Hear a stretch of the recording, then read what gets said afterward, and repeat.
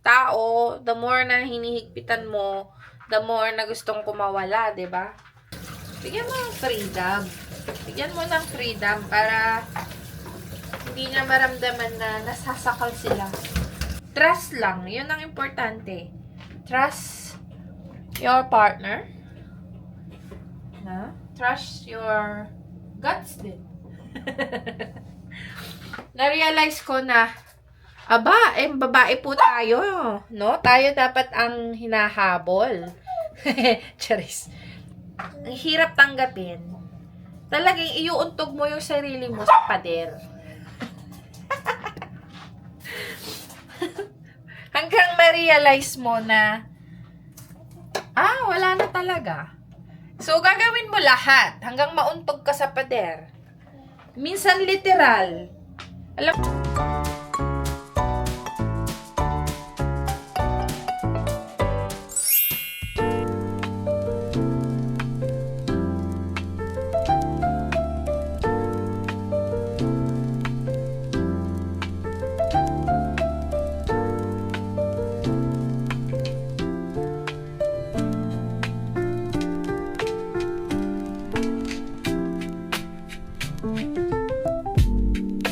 will trigger our coffee.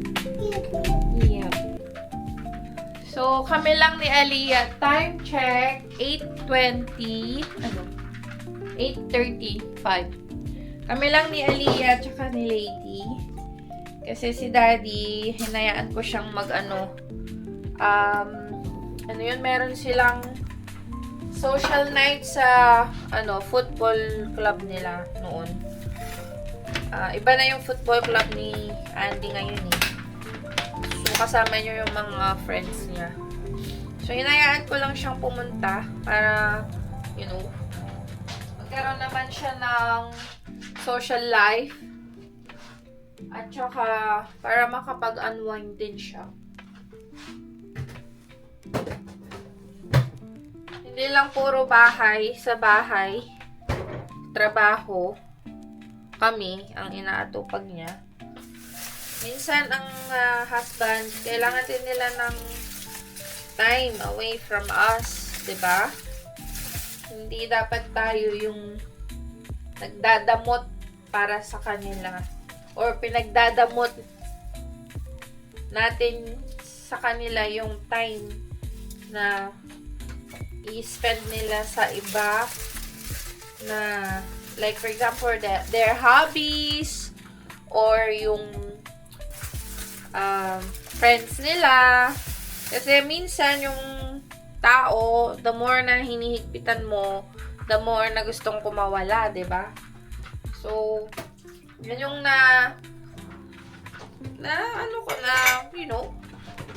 he's not just my husband. He's also a friend. He has hobbies, gano'n. So, nanayaan ko lang siya. Ako kasi hindi ako ma-social. Ang social ko lang is church. Pupunta ako sa church minsan. Tsaka yung mga friends ko na kinikita ko kung may time kami, gano'n. Kaya pa mga mamshi, mga misis dyan, ka-family. Yung hinahayaan nyo ba yung mga partner nyo na umalis at gawin yung mga hobby nila or mga makapag-social sa kahit family or friends? Hindi ako magtatanong pa kung anong oras ka uuwi, ganun. Uuwi ka kung kailan mo gusto.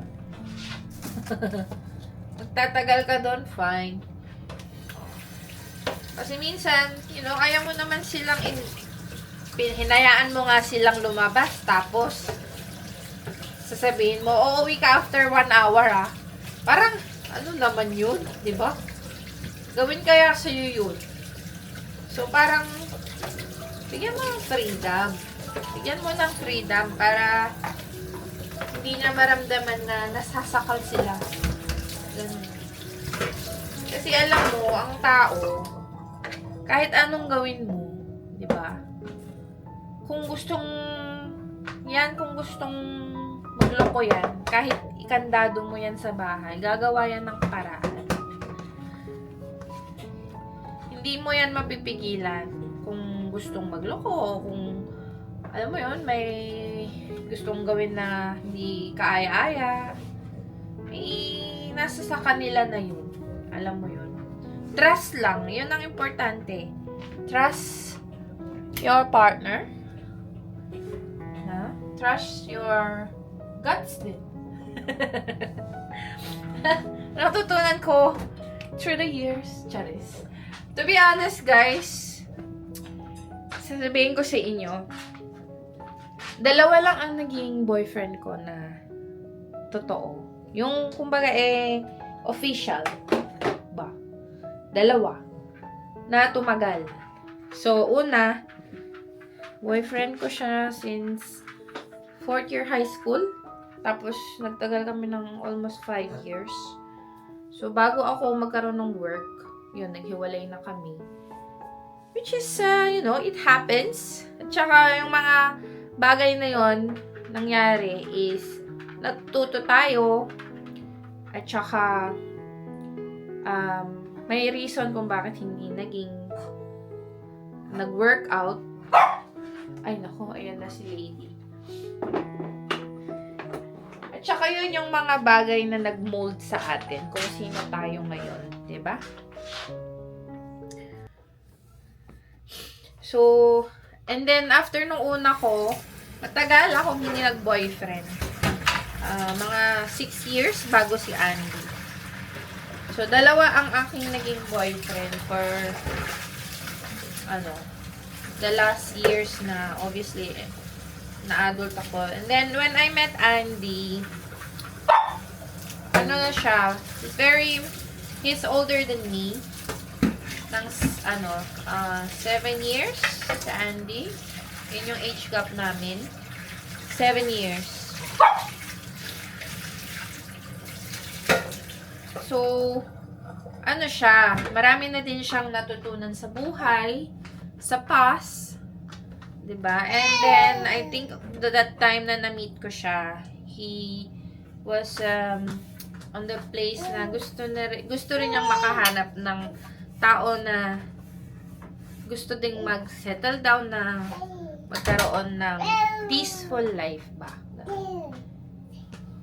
Ako naman, ang tagal kong naging single. And I was ready to mingle. So, in-enjoy ko yung pagiging single. Oh, this is Aliyah. Oh. In-enjoy ko yung pagiging single ko. Kasi yun yung time na nag-move ako ng UK. May work ako dito. Nag-move ako dito. So, wala akong iniisip na naiwan ko sa Pilipinas. I was free. And then I took the opportunity to meet, like the one. Pero hindi agad-agad, guys. Siguro mga after a year ko pa napag-desisyonan na, ready na akong mag-date ulit.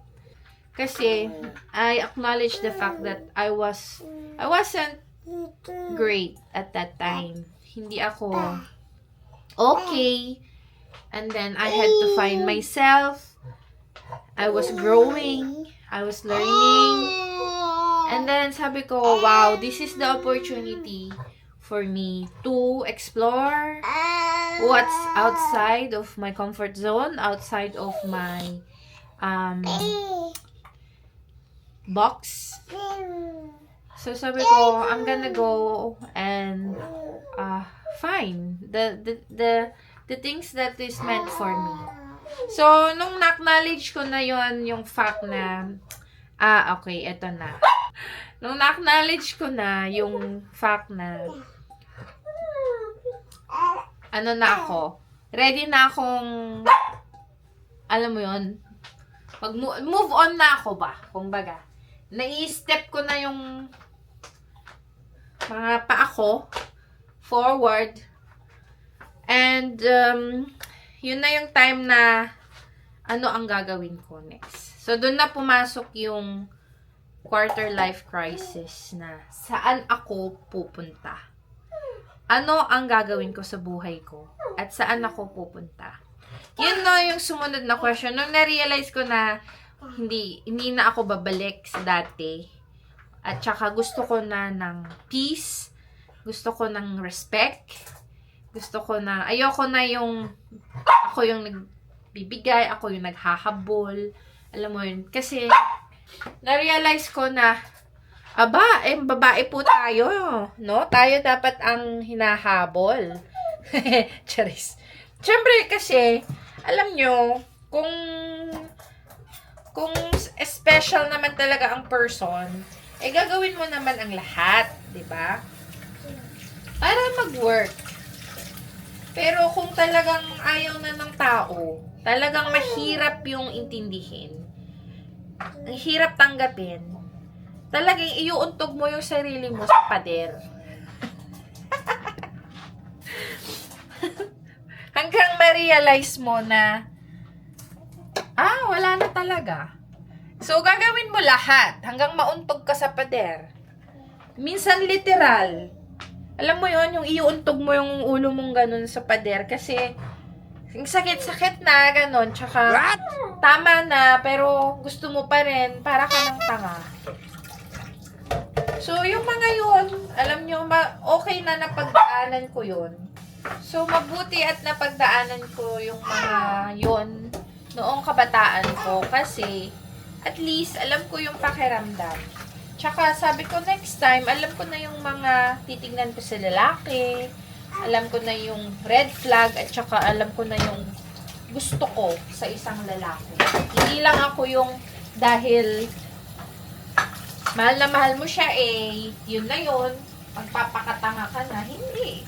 Sabi ko, next time I'm gonna have a boyfriend. Sabi ko, ganito, ganito, ganito. Kailangan hindi siya, o yung una kong nun, kailangan hindi siya, kailangan consistent siya. Hindi siya flaky. Lady, stop.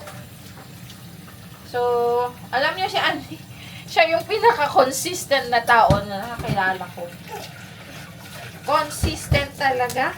Walang palya. Na hindi siya nagka-cancel ng, kunyari mag-set siya ng date. Never siyang nag-cancel unless needed. Hindi ko matandaan na nag-cancel siya ng date sa akin. Hindi ko matandaan na hindi siya nag-reply ng text ko. Never siyang in-ignore niya ako sa telephone. Never niya akong in-snub sa phone na hindi niya in-answer yung calls ko back. So, kami ko, wow. Kuwara, ano yun, yung sabi nila sa English na, so, nahanap ko siya, yung sabi niya sa akin noon, si Andy, sabi niya sa akin noon, ako daw ay isang breath of a fresh air. Breath of fresh air. Siya din. Hindi ko lang nasabi sa kanya nun. Pero sa totoo lang, siya din. He was a breath of fresh air. So, kakaiba-ibang-iba siya. Yay! Thank you, baby! Okay, say hi to the family. Kaya, ayan, ito si Aliyah. Aliyah, say hi to the family. No, don't do that. Oh, do you want your bowl? So, yun yung una kong criteria no, na dapat. Ay, do you want water, lady? My dog needs water. Kasi umakyat na siya. Oh, hold this, baby. Yun lang yung aking masishare na words of wisdom today, guys. Na kung may hindi man naging meant for you, magtiwala lang kayo na darating yung araw, darating yung para sa inyo. Tsaka yun nga yung natutunan ko through the years na huwag mong higpitan, huwag mong higpitan. Kasi the more na hihigpitan mo, kakawala yan. Hayaan mo. Basta, Alam mo, nasa sarili mo, wala kang ginagawang masama. Wala kang tinapakan na tao. Ginawa mo yung tama. At saka, wala kang nasaktan. Yan ang importante. Ano? Kasi, yun nga, na-realize ko na pag once hinihigpitan mo, yung isang tao, talagang kakawala yan. Lalong papalag yan. Kaya, ano lang, chill lang, and then magtiwala lang. Ganun. So, yun ang ating words of wisdom. So, tara na sa harap. Ang words of wisdom ni Madam, dumadami every vlog, no? Every vlog, medyo meron akong nasi-share na words of wisdom sa inyo. Kasi alam nyo, nung nag-work ako, I was a young professional. Meron akong manager, si Ma'am Lucille. Minsan nanonood yun ng vlog ko eh. Here's your toast. Ano niya ako eh, kino-coach niya ako nun, bago ako sa work ko, ganun. Talagang ko-coach siya sa akin, life advices, mga ganun. So, which I really appreciate noon na, kasi, malayo yung nanay ko, tapos wala akong mga matatanda na kaibigan. Kaya nung tinuturuan niya ako, ganito dapat, ganyan, nakikinig ako, tsaka hindi ako yung ganun. I learn from her words. And, and I'm grateful na may taong ganun na mag-i-impart sa'yo ng words of wisdom. And also, yung mga natutunan din nila sa kanilang life or sa kanilang parents, ganun.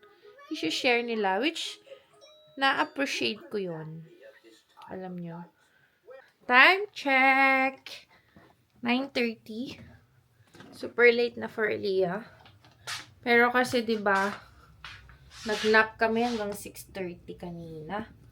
So, kaya ngayon pa lang kami aakyat. Ay, nabanggit ko ba sa inyo na hinatid ko si Andy sa kanina sa pub. Pero ngayon, hindi ko na siya susunduin. Have a seat there, Charlie. Na lang, magbabas na lang daw siya. Do you wanna drink? Good girl. Yeah. That's good. Well done. Nose. That's your nose. Okay? Okay. Let's fill up water. So, aakyat na kami ni Aliyah para doon na lang kami manood ng TV. Or baka matutulog na rin to eh. Kasi super late na. Diyan eh. Kagabi, hindi siya nakatulog ng maayos. Kasi parang may sinat siya. Sabi ni Andy, nagtititing daw yung malaki dito. Lumalabas. Alina, can you say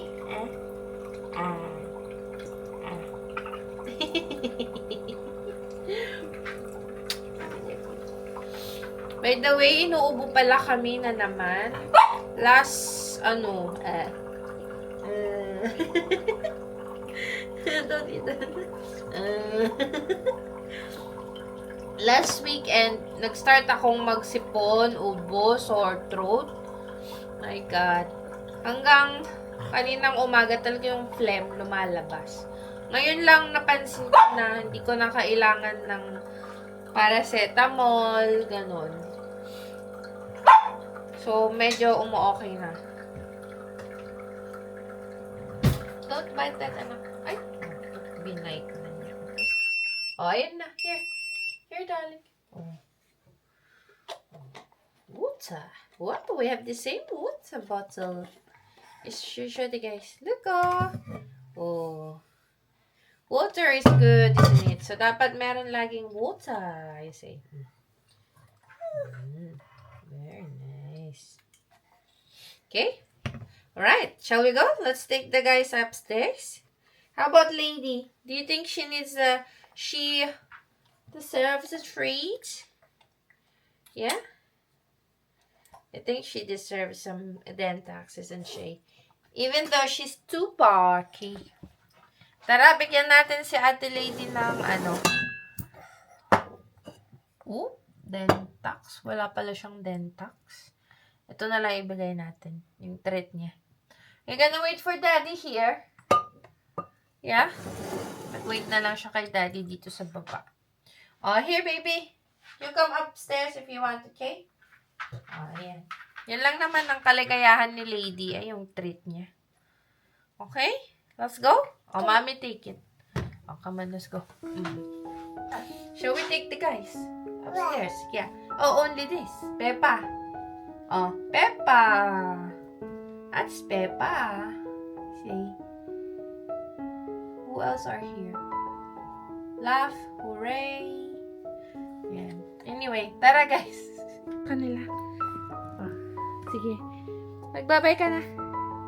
Oh. Bye everyone! Matutulog na kami ni Aliyah. So, say bye-bye. Bye! See you in our next vlog. Blow a kiss. Blow a kiss. Yay! Good night! Oh, sleep na. Oh, lie down, lie down.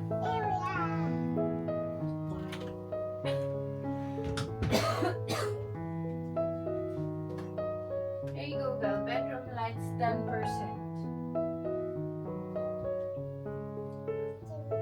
Ajum. Ajum.